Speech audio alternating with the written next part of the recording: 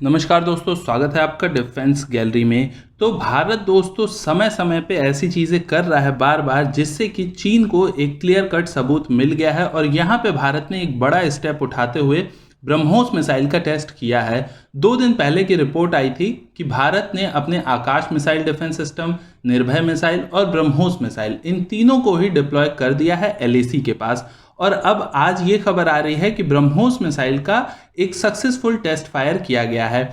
क्यों किया गया है, इसमें क्या फाइंडिंग्स आई हैं, उससे क्या मिलेगा हमें, ये सारी चीज़ों पे डिस्कस करेंगे वन बाय वन। वीडियो के लास्ट तक जरूर बने रहिएगा। पर यहाँ मैं वीडियो शुरू करने से पहले आपसे रिक्वेस्ट करना चाहता हूँ कि मेरे सब्सक्राइबर जो हैं, वो लगता है ऐसे बहुत सारे लोग हैं जो वीडियो देखते हैं पर सब्सक्राइब नहीं करते। तो आपसे रिक्वेस्ट है कि हमारे चैनल को सब्सक्राइब भी ज़रूर कर लीजिए। आपको ऐसे ही डिफेंस के सारे अपडेट्स आपको मिलते रहेंगे, इंडिया से भी और बाहर से भी।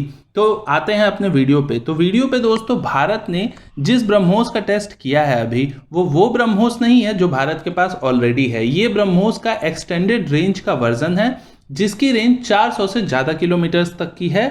और पहले भारत की जो ब्रह्मोस थी उसकी रेंज 290 किलोमीटर्स की थी। इसकी रेंज मैक्सिमम 450 किलोमीटर्स तक की होती है और 400 प्लस किलोमीटर का कह के फिलहाल इसे मीडिया में बताया जा रहा है। इस टेस्ट को किया क्यों गया है, तो इसमें दोस्तों आपको जान के बहुत खुशी होगी कि 2 स्वदेशी रूप से निर्मित बूस्टर और इसका एयर फ्रेम, इन दोनों चीज़ों को टेस्ट करने के लिए इस मिसाइल का टेस्ट किया गया है।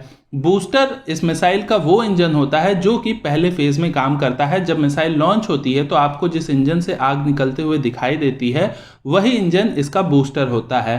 पहले आपको पता है कि भारत और रशिया के बीच में जॉइंट वेंचर से बना है ब्रह्मोस, तो उसमें ज़्यादातर चीज़ें पहले दोनों कंट्रीज से मिले रूप से बनाई गई थी। लेकिन अब यहाँ पे DRDO खुद से बनाए हुए चीज़ों को इसमें टेस्ट कर रहा है और ऑलरेडी बहुत सारी इसमें चीज़ें लग भी चुकी हैं जो कि स्वदेशी रूप से निर्मित हैं।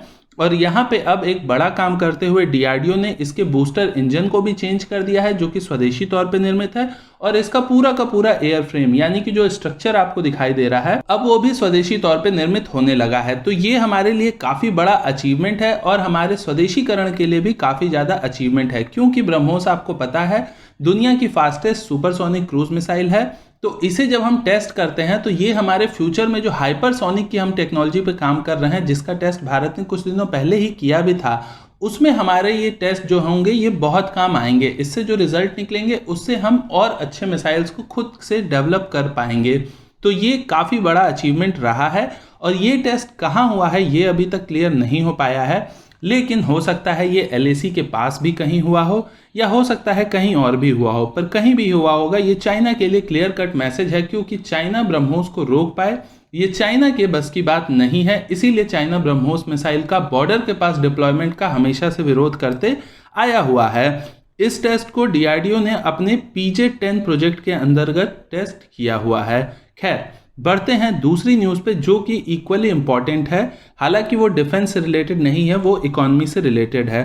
तो न्यूज़ ये है दोस्तों कि 3 टॉप सप्लायर्स जो कि एप्पल को सप्लाई करते हैं, उसमें से 3 टॉप सप्लायर्स ऐसे हैं जो कि भारत में $900 मिलियन, बहुत बड़ा अमाउंट है, $900 मिलियन का वो भारत की स्मार्टफोन इंडस्ट्री में इन्वेस्ट करना चाहते हैं। ये हमारे आपके लिए बहुत अच्छी बात है, क्योंकि अगर आज के डेट में आप अगर फ़ोन लेने की सोचते हैं तो आपके पास एक चाइनीज़ ब्रांड को छोड़ के दूसरे चाइनीज़ ब्रांड का ही ऑप्शन होता है। क्योंकि मार्केट में लगभग जितने भी फ़ोन हैं, अगर आप एप्पल सैमसंग को छोड़ देते हैं तो वो सारे के सारे चाइनीज़ हैं। अब तो मोटोरोला भी चाइनीज़ हो चुका है। तो इस इंडस्ट्री में चाइना ने बहुत अच्छे से अपना पैर जमा लिया भारत में, और इससे उखाड़ के चाइना को बाहर फेंकना काफ़ी ज़्यादा मुश्किल काम है। तो इसमें पैसा भी लगेगा, समय भी लगेगा। तो अगर ऐसा हो जाता है, जो लोग विलिंग है कि वो इन्वेस्ट करना चाहते हैं, अगर वो इन्वेस्ट करते हैं, उनको इंडिया में भी अच्छा सपोर्ट मिलता है, तो स्मार्टफोन इंडस्ट्री पे जो चाइना ने कब्जा करके रखा है, हम उस कब्जे को ख़त्म कर सकते हैं। लोगों के पास ऑप्शन होगा कि चाइना के फ़ोन के अलावा भी आप ये सारे फ़ोन खरीद सकते हैं। तो चाइना का मार्केट अपने आप टूट जाएगा। लेकिन आज के समय में ये करना फ़ोन के मार्केट में काफ़ी टफ हो जाता है, क्योंकि आज के समय में चाइनीज़ फ़ोन को छोड़ के आपके पास सिर्फ एक ऑप्शन होता है, सैमसंग का। और अगर किसी को सैमसंग नहीं लेना है तो उसे मजबूरी में चाइनीज़ फ़ोन ही लेना पड़ता है। तो ये एक काफ़ी अच्छा डेवलपमेंट रहा है। अभी के लिए इतना ही। मैं मनीष, मिलता हूँ आपसे अगले वीडियो में। नमस्कार, जय हिंद।